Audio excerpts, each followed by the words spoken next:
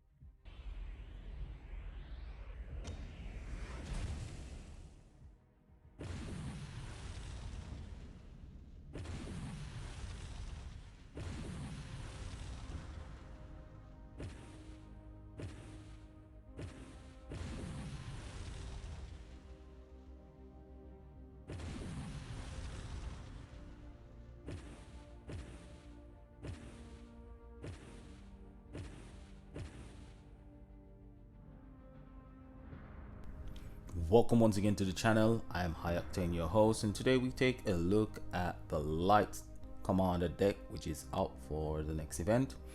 And this deck looks like a really good utility deck. The deck is an Immortal Killer, and I think it's a nice and very nice utility deck, supporting deck. So I have got the ultimate form at 2 pink stars.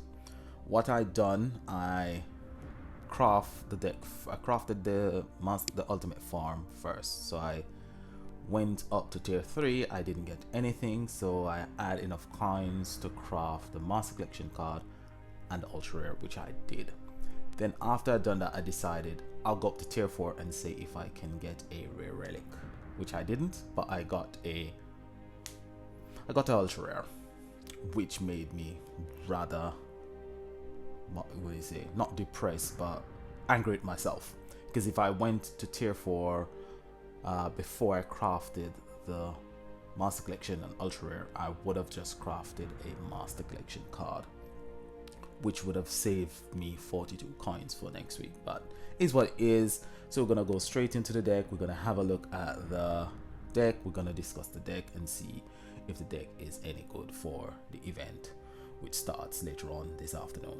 So this is your ultimate form, which is called Dancers of the Departed. It's an Immortal Killer. The event is a commander event, and let's see what this ultimate form is capable of. So the battle skill, Blessing of the Lady, it creates 15 light power gem 7s. It also heals for 4000% of your recovery, and it has a self increase damage of 80%. It's got a 2-turn cooldown, which I like quite a lot. It's got several passive on board, the first of which creates an additional 6 power gem 6s. Now that gives this god the ability to create 21 power gems every other turn. It's also good for the wave fight because it will be creating those 6 power gems passively. Really good for the wave fights. Now the self increase, it only lasts for 1 turn. I assume it doesn't say how long the battle skill lasts for, but if it doesn't stipulate that it lasts for 2 turns or 3 turns, it's a 1 turn battle skill. It only lasts for 1 turn. The second of the passive is called Celebrated Afterlife. Whenever revive or last stand is used, it upgrades all power gems to 3 rank. Now this is quite nice, however you haven't really got total control of it. You can only pay attention to when your deck is gonna die, which I believe your deck is not gonna die that easily unless you are on a very high level ultimate boss. Your deck won't die so easily. When your deck is about to die, when it dies or just before it dies, the passive ability will kick in, creating its 6 power gems. Your battle skill, you will activate your battle skill the turn after, so the power gems created by your battle skill won't get upgraded. I like the passive, however the passive is not like other upgrading skills which you have got control of, which you only activate it after you've activated all battle skills that creates power gems. So even though it does give you power gem, the ability to upgrade power gems to 3 rank, it's useful in a sense, but it is not very useful, if you see what I'm getting at. So it's nice to have, but it would have been a bit more useful if you were able to activate it on demand. Now you've got the revive, which will activate the second passive, and you've also got last stand, which will also activate the passive. Now this card is quite useful. I think it's absolutely brilliant when it comes to GVG. When it comes also to Legend Trial, it's quite a good card for that as well. So it's not something to overlook because you're not able to sufficiently benefit from the ability that's going to upgrade power gems to 3 rank higher. It can be very useful when it comes to GVG fights, so don't overlook this card. This card is a very good GVG card, and the reason why I'm saying that is because currently I'm trying to get more into GVGs. I'm trying to build more GVG attacking deck, GVG defensive deck. I've not been very good at that aspect of the game. No, I'm trying to improve that my skill when it comes to that aspect of the game. Now this ultimate form will dispel armor. You've heard me say it many times. Armor is a waste of time, and it's annoying and it's frustrating, so it's something that you need to dispel. Now counter is something that can benefit you a lot, because counter will affect your health and it will kill your deck. Now to benefit from the ability of the passive, the second passive that upgrades all power gems to 3 rank higher, you need to die. So that is something that you don't have to worry too much about. You actually will benefit from counter. Counter will basically kill your deck off. You can upgrade those power gems, you can activate your battle skill, you can get more and higher level power gems on the board. That will give you a bigger bang for your buck. So counter is not too bad in this situation. However, armor is something that you need to dispel. All in all, I think it's a really nice ultimate form, a really good ultimate form. Don't think it's extremely powerful, but I think it's really helpful when it comes to the wave fights, and as I said, GVG, and its application in Legend Trial is really good as well. Now let's move on to the Master Collection card. The Master Collection card, Miguel, colorful Calabro. This one creates 6 light power gem 6s, and it increases self damage by 80% for 1 turn. So this one stipulates that battle skill only lasts for 1 turn. The ultimate form didn't. It's got 2 passive on board. One is last stand, and the next one creates an additional 6 power gem 6s on attack. So if you don't attack, you won't benefit from the passive. Passive only happens when you attack. So that gives this card the ability to create 12 Power Gem 6s every other turn. Only 6 Power Gem 6s every single turn as long as you attack. This one dispels counter. It's a really good addition to add to your deck for the wave fights. So that is not a bad card to use on your deck this week. It also gives you that 80% self increase for one turn. So it's a nice card for the quest maps. As you can see, I only got 33 coins. So I had just over 100 coins, and really sorry that I actually used my coins to craft the deck, but it is what it is. This one creates 15 light Power Gem 7s, so this one gives you more Power Gem 7s, and it also heals for 4000% of your recovery. It's got the ability to upgrade Power Gems when your deck die to 3 rank higher, and it's got revive as well. So your Master Collection card has got Last Stand, and your Ultra Rare has got Revive. So this one will give you 15 Power Gem every time you activate the battle skill. Hasn't got the passive ability that creates extra Power Gems, but this one will be the card that gives you a bit more Power Gems, because the Master Collection card gives you 6 Power Gem 6s and 6 Power Gem 7s. You only get those 12 Power Gem 7s every other turn because your battle skill has a 2-turn cooldown. But this one gives you 15 Power Gems every second turn, every other turn. Gives you a bit more Power Gems. Isn't as powerful, I think, as the Master Collection card, but is what is. This one dispels Toxin. Toxin affects any healing ability. So Toxin is something as well that will aid your deck, because it will stop your cards that heal from healing, and it will it will enable your deck to die, so you can benefit from the skill that actually upgrades Power Gems to 3 ranks. So this one, if you've got 2 copies of the Ultra Rare and you've got the Ultimate Form, you can actually upgrade your Power Gems to 9 rank. That's quite high. Quite high. So let's take a look now at the main hero, which I don't think I've got access to anymore because I collected my Shiny Master Collection card. So I'll have a look at that in my deck.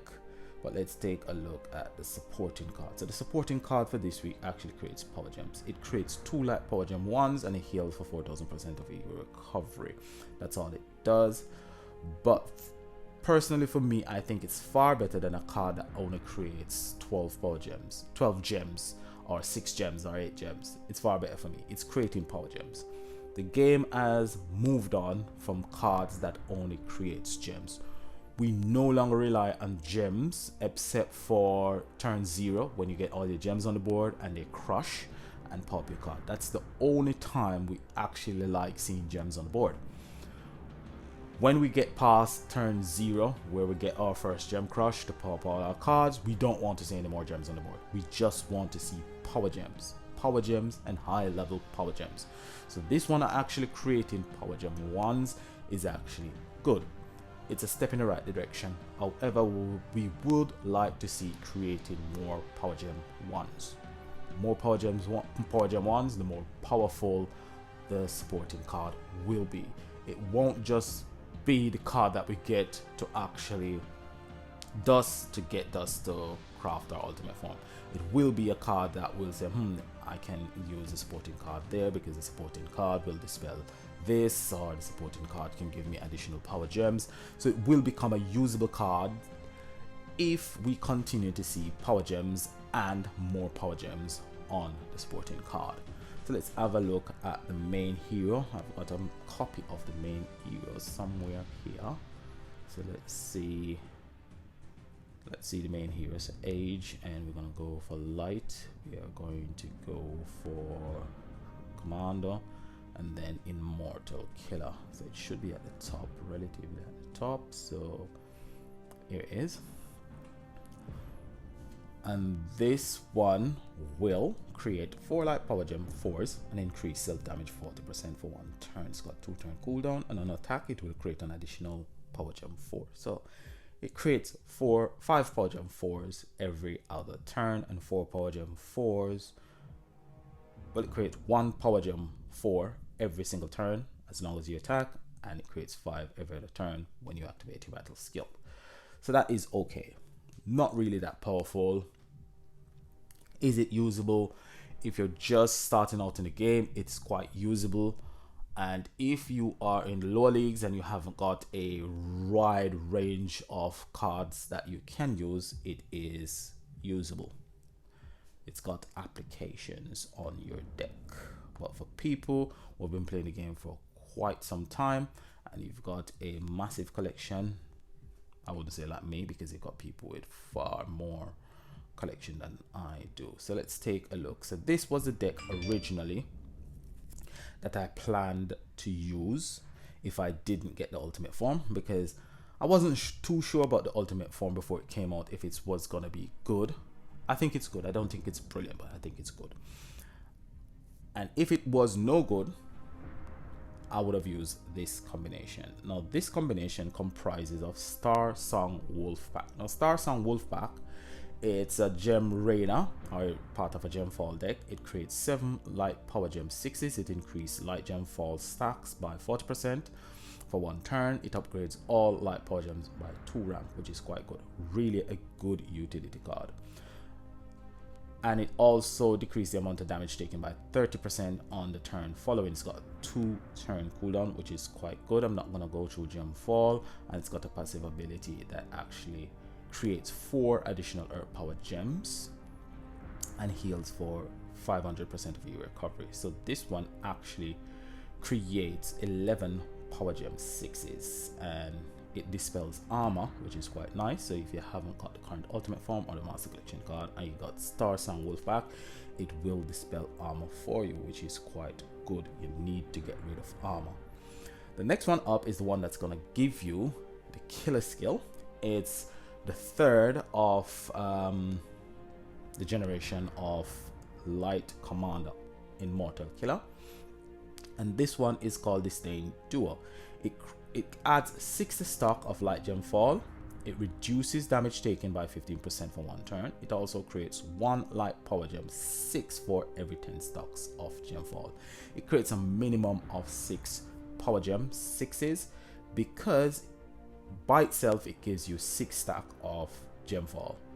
So that enables you to create 6 light power gem 6s, which is quite great. Only does it for 1 turn though. Not gonna go through light gem fall. First, the second passive, Fortitude. Every time you use a skill that increases gem fall drop rate, or add gem fall, it destroys 5 non-light gems, and it also heals for 100% of your recovery for every 10 stocks of light gem fall. Now, if you put this card, Starsong Wolf back, before this card, because this one adds 60 and this one adds 40, it will enable this card to create 10 power gem 6s. However, you do not really need that, because it's always better to upgrade your power gems to 2 level higher than create 4 extra power gem 6s. This one also increases light gem fall by 20%, so it will enable Disdain Duel to create an additional 2 power gem 6s. This one creates 10 light power gem 7s now and at the start of the next 3 turns. So this one is good for your wave fights. It becomes immune to enemy attack for 1 turn. It's got a 4 turn cooldown. However, it's got several passive on board. First of which, once per turn, when a kill makes you immune to attack, a skill makes you immune to attack, it creates an additional 10 light power gem 7. So it by itself can create 20 light power gem 7s, which is quite good. It gains the attack bonus buff, and we know what the attack bonus buff is. We also know what light gem fall is, and at the start of each turn it had 20 stocks of light gem fall. So that enables Disdain Duel to create an additional 2 power gem 6s. The next one up is this one, and it's going to be your main damage dealer for this week. It's Blessed Sibling, and Blessed Sibling cleanses 1 debuff from each light commander and dispel 1 enemy buff. So this is something that will actually remove 1 debuff and 1 buff. We haven't got any buff for this week. We only got debuffs. No, we got buff. Armor is a buff, so it will remove armor and will cleanse it. It will cleanse 1 of the other debuffs, which we're not too particularly interested in getting rid of. We're only interested in getting rid of armor. Now it also creates 8 light power gem 7s at the start of each turn, so this one is actually good for the wave fights as well. So this is a brilliant one. Where was it? Self damage. Yeah, it also increases self damage by 160% at the start of each turn. So this self damage is constant every single turn. You get those 8 power gems and self damage, so it's really brilliant for the wave fights as well. And I think either the Master Collection card or the Ultra Rare has got that passive on board, so this is a deck that you want to add to your deck that you're gonna use for your wave fights. So it's a brilliant deck. It's a really nice deck. That's gonna be one of your main damage dealer. It will be your main damage dealer because the current ultimate form has only got an 8% self increase, and that doesn't happen every turn. Now, the Pyongstone Resistance Divine Sovereign. This is the one that's gonna boost your damage output for only 1 card. You can use, I think it's a Master Collection card. I can't remember if it's a Master Collection card or an Ultra Rare that's got the same ability. I think it's the Ultra Rare. Lady of the Lake, I think it's Ultra Rare. It will do the same thing. It will give the card to activate. After you activate this card's battle skill, the next card, the next light commander, because it stipulates what type of card. It's not like Metaverse Master. Metaverse Master just stipulate that it's the first card after you activate Metaverse Master that gets 150. This stipulate that it's only light commander. It's a really brilliant card, however it is not as diverse as Metaverse Master. Metaverse Master is 1 in a million. It's very diverse and it's very useful. It can be useful in this light commander event. Alongside this one, you can use this one in the same way that you use Metaverse Master in light commander event. If you activate its battle skill, you don't use it that turn, but on the turn following you activate a light commander's battle skill, that light commander will get 500% damage increase. So you can add this one and you can add Metaverse Master together. You can activate both cards on the turn before you activate the rest of your cards.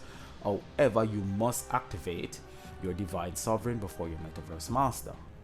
Metaverse Master and Divine Sovereign will pass their damage increase to the next card to activate their battle skill. That's on the turn following. And that card will get 150 from Metaverse Master and it will get 500% from Divine Sovereign, giving it a whopping 650% damage increase. Now, if you've got Blessed Sibling that gives itself 180, you're getting a massive amount of increase. You're getting over 700% damage increase. And that was the combination I was going to run. Now, if I'm going to take any card from this combination, I would take out Disdain Duel and I would add the current ultimate form. So the current ultimate form would be the card that I would add to this combination. So let's go for Immortal Killer, and there we go, Immortal Killer, and that would be the combination that I'll run for this week. Okay, useful cards. So the cards that are going to give you the killer skill, the first of which is the first ultimate, well, it's one of the first ultimate forms that came out,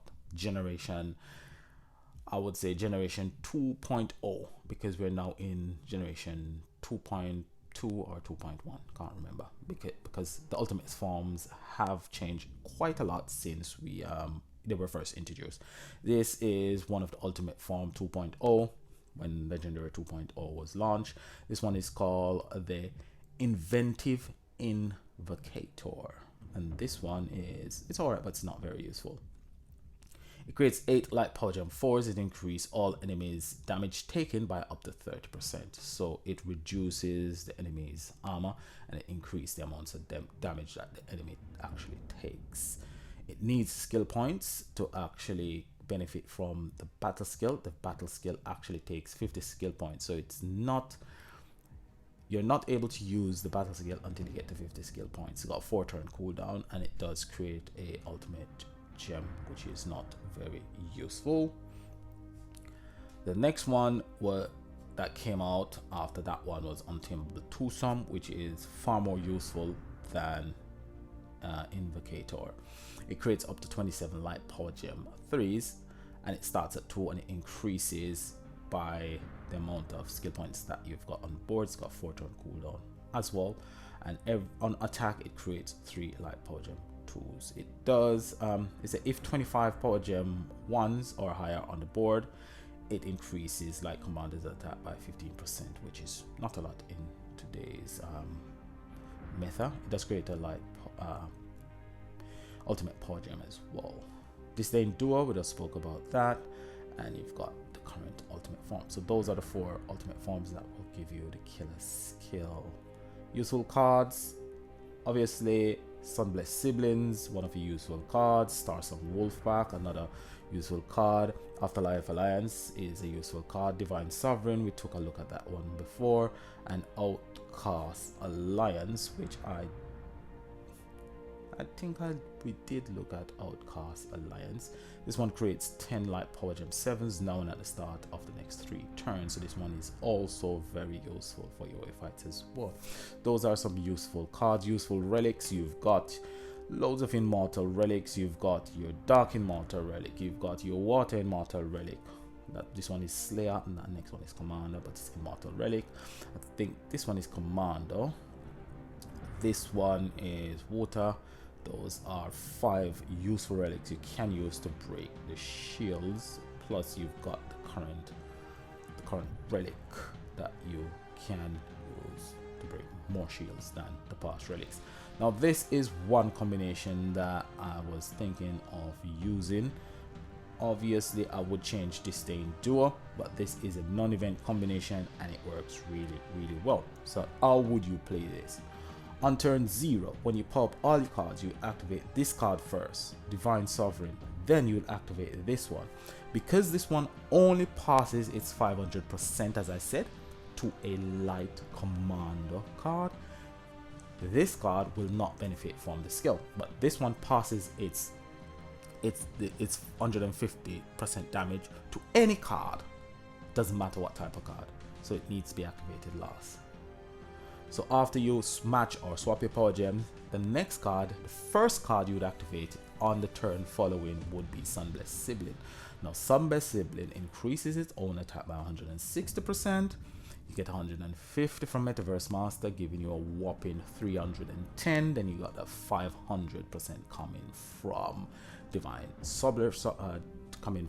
Sovereigns. So Divine Sovereigns will enable this card alongside Metaverse Master and itself to do a whopping 810% damage.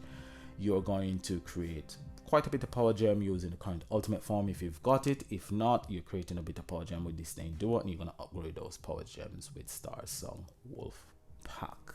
You might need to run Amy's Sword of Power on this one to convert all the dark gems created by Metaverse Master to light power gems, because on the turn following, when you activate Blessed Siblings, you will activate Metaverse Master again, and you can activate the current ultimate form, which gives itself 80% attack damage increase. It will get 150 from Metaverse Master, giving it a whopping 230% damage increase. So it can become a second really good damage dealer if you're going to use that combination. Will that combination be really powerful? I'm not sure. Haven't tried it out. I've tried out this combination. It is really good, quite decent damage dealer. It's something that you can use if you've got these cards and you haven't got the current ultimate form. We will do possible deck combination tomorrow, and I will try out this combination with Disdain Duel. I will try it out with the current ultimate form. I'll try out the combination that I first showed you, and I'll try a few cards and see if we can come up with something that really gives us some massive bang for buck. But I'm looking forward to tomorrow's event. I like commander events anyway. Used to like Slayer, now I like commander event. I think it's far more enjoyable. So that's all I've got for you today. Join me tomorrow when we do possible combination. If the information has been very helpful, very useful, please leave a like on the video. If you haven't subscribed, please do subscribe. For all my subscribers, thank you for your support. Thank you for your comments. Thank you for your encouragement. So enjoy the rest of your day, and bye for now.